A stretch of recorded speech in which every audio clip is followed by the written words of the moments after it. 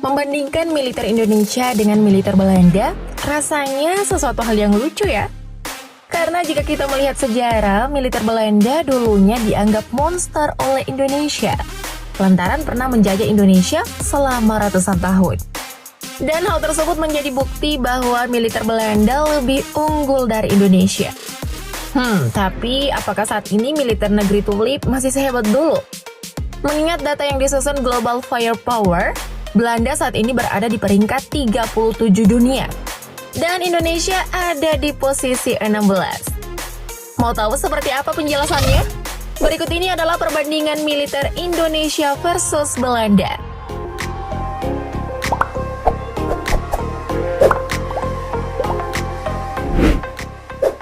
Angkatan Darat.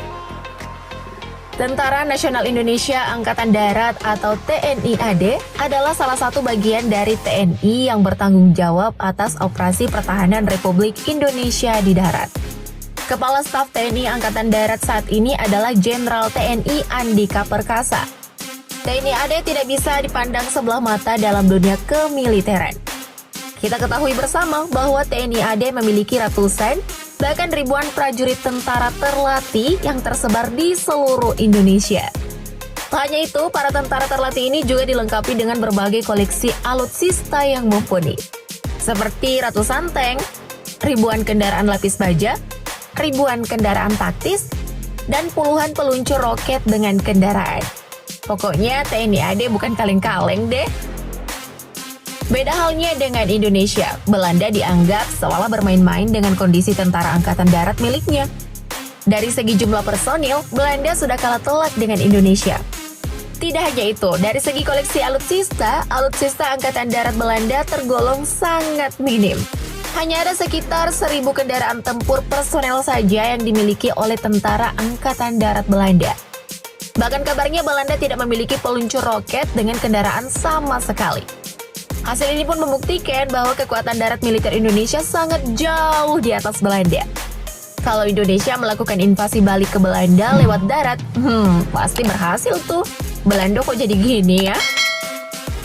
Melihat kondisi Angkatan Darat Belanda yang mengherankan, setidaknya kondisi Angkatan Laut Belanda atau Koninklijke Marine sedikit jauh lebih baik.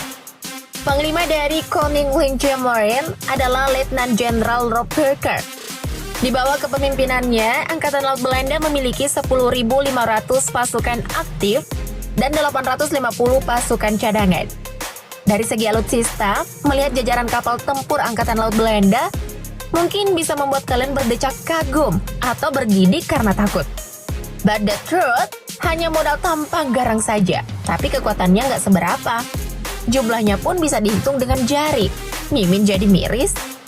Secara sebelum Perang Dunia II, armada laut Belanda cukup gahar dan mengintimidasi negara lain. Tapi ini kok malah... sudahlah. Sedangkan Tentara Nasional Indonesia Angkatan Laut atau TNI AL yang berada di bawah kepemimpinan Laksamana TNI Yudo Margono, lagi-lagi kekuatan militer laut kita lebih unggul. Dari segi alutsista, milik TNI AL lebih beragam dan jumlahnya jauh lebih unggul. Tidak hanya itu, dari segi kemampuan, alutsista TNI jauh lebih mumpuni dibandingkan dengan Angkatan Laut Belanda. Meskipun baru-baru ini TNI AL berduka atas tenggelamnya KRI Nanggala 402. Tapi hal tersebut tidak mengurangi keunggulan TNI AL terhadap Belanda. Untuk jumlah personil, lagi-lagi Indonesia unggul jauh dengan data terakhir 2011 menunjukkan 74.000 personil. Duh, kalau unggul terus kayak gini sih, battle-nya kurang seru ya. Jika Angkatan Darat dan Laut kekuatan militer Indonesia lebih unggul, nah kali ini kita harus mengakui keunggulan Angkatan Udara Belanda atau Koninklijke Luchtmacht. Lembaga yang berada di bawah komando Letnan Jenderal Sander Snitger ini ternyata cukup kuat. Hal ini bisa dilihat alutsista yang dimiliki oleh Angkatan Udara Belanda. Kendati demikian, Angkatan Udara Belanda hanya unggul dari jumlah jet tempur dan helikopter serbu. Kabarnya untuk membangun kekuatan yang diproyeksikan berlangsung dari tahun 2019 hingga 2023, Angkatan Udara Belanda telah memesan jet tempur generasi kelima F-35A sebanyak 37 unit untuk menggantikan ratusan F-16 yang hingga saat ini masih dioperasikan oleh Angkatan Udara Belanda. Meskipun TNI AU dalam ranah ini kalah dengan Angkatan Udara Belanda, tetapi TNI AU juga tetap tidak bisa dipandang sebelah mata. Prajurit yang berada di bawah pimpinan Marsikal TNI Fajar Prasetyo ini juga dilengkapi dengan berbagai macam alutsista mumpuni dan tak kalah canggih. Meski begitu, beberapa waktu lalu Menhan Prabowo Subianto sempat melirik alutsista udara berupa jet tempur buatan Prancis, Dassault Rafale. Bahkan pemerintah juga berencana memboyong Sukhoi Su-35. Tentunya hal ini membuat kekuatan militer Indonesia akan semakin superior dan jauh meninggalkan Belanda. Wah, sepertinya sektor udara bakal kebut-kebutan nih. Meskipun kekuatan militer Indonesia kalau dari segi angkatan udara, tapi kalau berbicara soal pasukan elit militer, sepertinya keunggulan Indonesia tidak perlu dipertanyakan lagi. Seperti yang kalian tahu, TNI terbagi menjadi 3 matra, yaitu Angkatan Darat, Angkatan Laut, dan Angkatan Udara. Nah, pada setiap matra terdapat berbagai satuan yang memiliki kekhususan masing-masing yang mendukung kerja TNI secara umum. Bahkan kemampuan pasukan khusus elit milik TNI ini sudah diakui bahkan disegani di dunia internasional. Beberapa pasukan elit milik TNI yang telah mengharumkan dan mengangkat derajat militer Indonesia adalah dari matra Angkatan Darat terdapat Komando Pasukan Khusus atau Kopassus dan Tontaipur.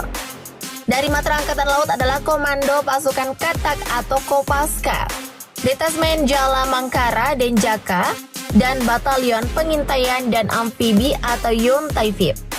Dan terakhir ada pasukan khas atau Paskhas dari pasukan elit TNI Angkatan Udara. Gimana? TNI memang keren kan? Pasukan elitnya saja ada 6 loh.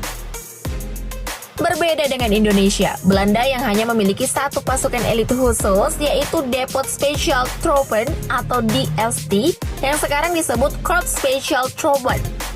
Layaknya pasukan elit pada umumnya, secara kualitas KST memiliki kelebihan dibanding tentara biasa. Pada berbagai sumber disebutkan bahwa KST memiliki hampir semua kualifikasi tentara elit. Bisa dibilang kualifikasinya hampir sama dengan pasukan elit milik TNI. Tapi kalau Mimin boleh berpendapat nih, pasukan elit Indonesia lebih mantap kok.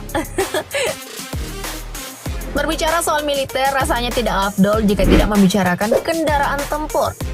Nah, untuk Indonesia sendiri, kita memiliki beberapa alutsista yang dinilai mempunyai daya gedor cukup hebat dan tidak dipandang remeh oleh negara lain. Adapun kendaraan tempur yang dimiliki oleh TNI adalah Sukhoi Su-35, pesawat CN-235-220, helikopter AS-565MBE, kapal perusak kawal rudal, Isuzu Elf NPS 4x4 Giant Bow, Tatra T815-7, Kia KM250, tank amfibi Aris Gator, dan LV Scorpion 90 Light Tank. Selain itu, ada juga kendaraan tempur handal yang merupakan buatan Indonesia, yaitu Komodo 4x4 Missile Launcher, Water Cannon, Anoa 6x6 Mortar, Mine Resistance APC Sancha 4x4, dan Harimau Medium Tank. Wah, ternyata kendaraan tempur Indonesia beragam ya. Malahan buatan Indonesia nggak kalah keren. Tidak kalah dengan Indonesia, Belanda juga memiliki beberapa kendaraan tempur.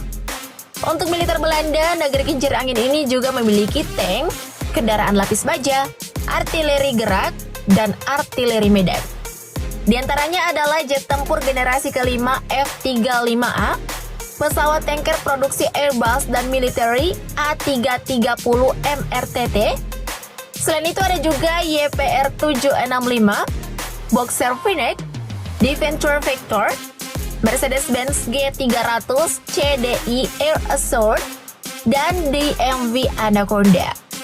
Bahkan yang terbaru, Kementerian Pertahanan Belanda baru saja memesan kendaraan taktis serbaguna, yaitu MTV-12KF. Secara keseluruhan, militer Indonesia memang menang telak dari militer Belanda. Jadi tertarikkah kalian menjadi bagian dari militer Indonesia yang membanggakan ini? Komen di bawah ya. Thank you, update lovers.